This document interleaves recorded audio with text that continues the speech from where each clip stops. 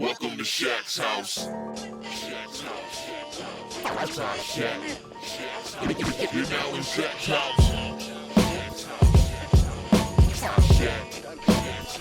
Welcome to Shaq's house. Hey, what's going on, Shaq Housers? How you doing? It's your boy, the one and only Shaq House here. Hope your week went well. I gotta tell you, today was actually the first time I've watched X-Men 97. That's right, it debuted on Wednesday. I caught it, and as a big fan of the X-Men animated series from Fox, and I still got all my VHS recordings of it that I did when I was in middle school. Flashback right quick. I would run home in 7th grade as soon as the bus let out, jet on home just so I can get the recording from the Fox kids of that day's X-Men episode. But this one right here, X-Men 97, I did like it. I mean, in the 90s cartoon is superior in certain aspects. It's superior in terms of the drama, the voice acting, the naturalized dialogue. But this one right here has some cool fight sequences, hella Easter eggs. Oh man, I'm sticking with it. Yeah, I am sticking with it, and I recommend that you guys do too. But that's not what today's episode of Shaq House is about. No. Today we're going to be talking about telekinesis and two telekinetic mutants who don't get talked about as much. One's a fan favorite, and one of them should have been an X-Man by now.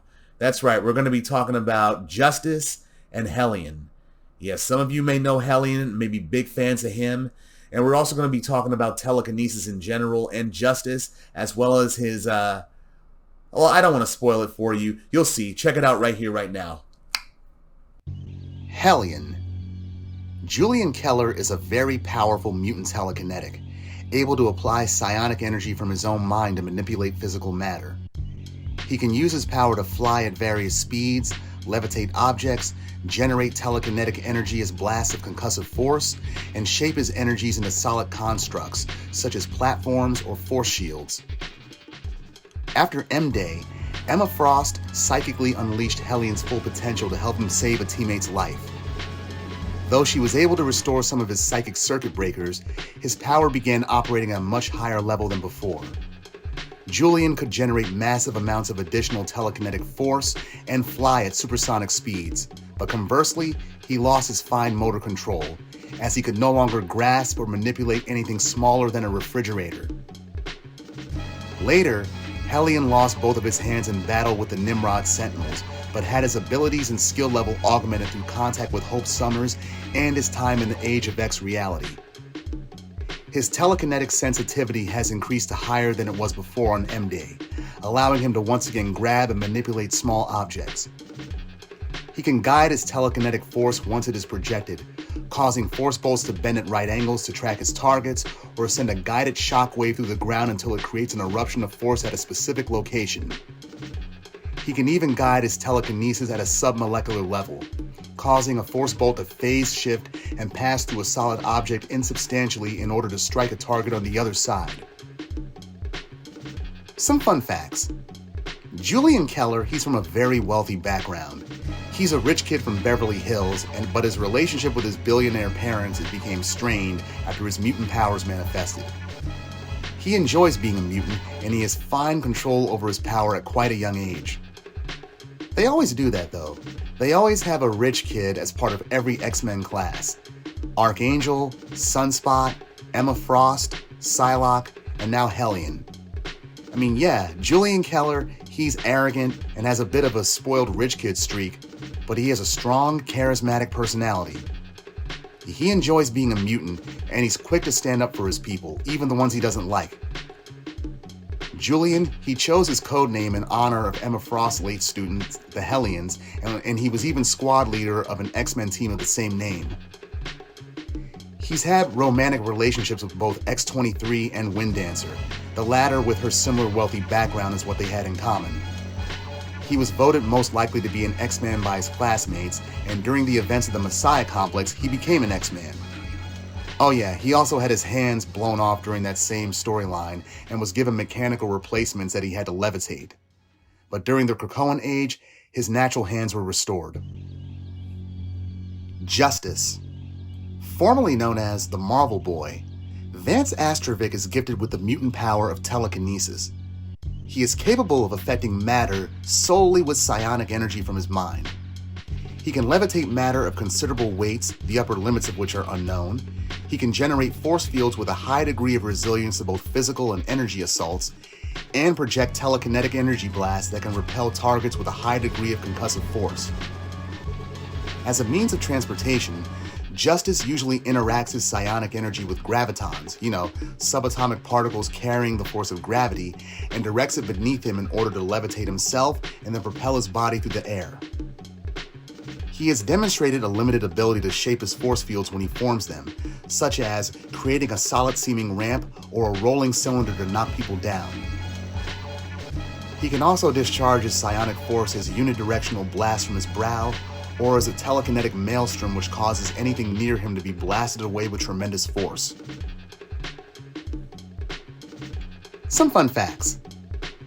Vance Astrovik is actually the Reality 616 version of Vance Astro, who you know better as the leader of the Guardians of the Galaxy from Reality 691. And Vance Astro, he goes by the codename Major Victory, but he's better known just as Vance Astro. Long story short, in Reality 691, Vance Astro, he was an astronaut who was undertaking a 1,000-year journey to the next solar system, and he never manifested any mutant powers before departing for the stars. With his body specially preserved in a containment suit while traveling, Vance's mental powers slowly emerged over the journey. He eventually joined with and became leader of the Guardians of the Galaxy, had many adventures with them, but then decided to travel to the past to prevent his fate of ever becoming an astronaut. He landed in the 616 past and encountered his younger self, triggering his younger self's mutant powers much earlier than they did in his timeline. Now this created a new set of events in the 616 where the young Vance, he became part of the New Warriors, a founding member in fact, and later the Avengers. First as Marvel Boy, the third character to use that codename mind you, and later known as Justice. Strictly speaking, Major Victory, Vance Astro that is, and the Guardians of the Galaxy of Reality 691, they have not appeared in publication since 1996. A version of Vance Astro joined the present-day Guardians of the Galaxy during the events of Annihilation Conquest, and another visited the present in Guardians 3000, but they seem to have different histories and may have been variants of the original Guardians. Now Vance Astrovik, he's an accomplished and highly enthusiastic researcher, having near encyclopedic knowledge of superheroes in particular, and is highly skilled with computers. He's been trained in unarmed combat by Night Thrasher, Andrew Cord, Captain America, and others, and he's also a capable motorcycle rider and trained pilot of the Avengers supersonic vertical takeoff and landing aircraft, the Quinjets. He's had a long-term relationship with Angelica Jones, fellow mutant known as Firestar. He's Jewish and a mutant, but he's been underplayed. In light of all those factors, you would think he'd be on an X-Men team by now, but he never has. Now, his rite of passage from Marvel Boy to the more mature Justice, that was a terrible one. Vance's father, Arnold, he was a conflicted man. He had self-hatred due to his underlying homosexuality and took it out on his son when his mutant powers manifested themselves. Vance made it clear that he wanted him to stop, but that was only temporary. Vance finally had enough and ended up killing his father in self-defense. Despite having Foggy Nelson as his attorney, he was sentenced to the superhuman prison known as the Vault. Yet killing his daddy, that was his biggest character shift. Now, there have been many discussions regarding comparisons of telekinetic levels and abilities. For example, do telekinetics have a finite level or is it dependent on training? Can they all move matter with their minds, and as such, is that power dependent on the level of training, focus, and experience? I mean, what stops a low-level telekinetic from performing the same feats as other high-level telekinetics? Well, telekinesis is not per se an infinite ability. So yes, all telekinetics have some upper limit to the amount of mass they can affect, which varies from user to user. Typically speaking, a natural telekinetic, i.e. a non-mutant who developed the inherent psychic potential of the human race through discipline or magic, can only lift or press their physical strength level. For example, Doctor Strange, if he can bench 300 pounds, then he can telekinetically lift the same amount of weight. If Devil Slayer has a 90-mile-per-hour fastball, then he can telekinetically hurl a baseball with the same amount of velocity and force. Now, most mutant telekinetics, such as Hellion and Justice, they started out with the same power limitations. All mutants possess extra power reserves, however, so the two mutants in question, they developed their telekinesis further with time and training, reaching multiple tonal levels. Also, there's always variability in terms of power level, finesse, stamina, and focus. For example, Psylocke, with her telekinesis, she could smash mountains, but couldn't lift up a nickel. Hellion, he couldn't lift anything smaller than a refrigerator after his powers got boosted. Extreme tactile sensitivity made Skeen highly dexterous with her telekinesis, but mentally averse to touching too solid or firm materials. Now, Major Victory, his telekinesis was originally just a blunt instrument. It could only be used for force blasts of different intensities and radii, but only after undergoing an ionic mutation did he gain the ability to levitate and manipulate objects more deftly. Molecular manipulation through telekinesis is a high-level ability that very few telekinetics actually possess, such as the Marvel Girl, Legion, or Exodus, who himself actually is an Omega-level telekinetic mutant. Molecular manipulation, however, is traditionally a separate self-governing ability that functions differently than telekinesis, which should allow only the manipulation of molecular masses, not individual molecules in a structure. Doing the latter through telekinesis actually transcends the recognized boundaries of what that power should allow. The same thing with Firestarting. Now, a pyrokinetic, that's no big deal, as they're just a superhuman who possesses a form of energy that initiates combustion within molecules. But a telekinetic starting fires, that's actually more impressive, because they're striking individual molecules together with a power designed to function best with molecular masses. But wouldn't a pyrokinetic or a ferrokinetic like Stitch be specialized forms of telekinesis? Well, you could think of them that way, but though I typically don't. They're both mind over matter, but employed in totally different ways. Telekinetics, they manipulate masses of matter, levitating and maneuvering solid objects. Telekinetics generally don't manipulate individual molecules. You'd have to be approaching Jean Grey Omega levels to start fires purely through telekinesis, with the same level of skill and power reserved for transmuting the elements. On the other hand, Pyro, who mind you is not a true pyrokinetic, only manipulates individual molecules, and through heat energy besides. He feeds oxygen to flames to increase them, or robs flames of oxygen to snuff them out. Shaping flames involves energy or molecular manipulation very different from how telekinetic forces are applied. As for Stitch, well, that depends on how her powers actually work. If she has magnetic powers, then manipulating a fundamental force is quite different from a psionic force. Stitch may actually have telekinesis though, since her power was only really defined as quote-unquote lifting small amounts of metal. If she really only can lift metallic objects, then yes, her powers would be considered ferrokinesis.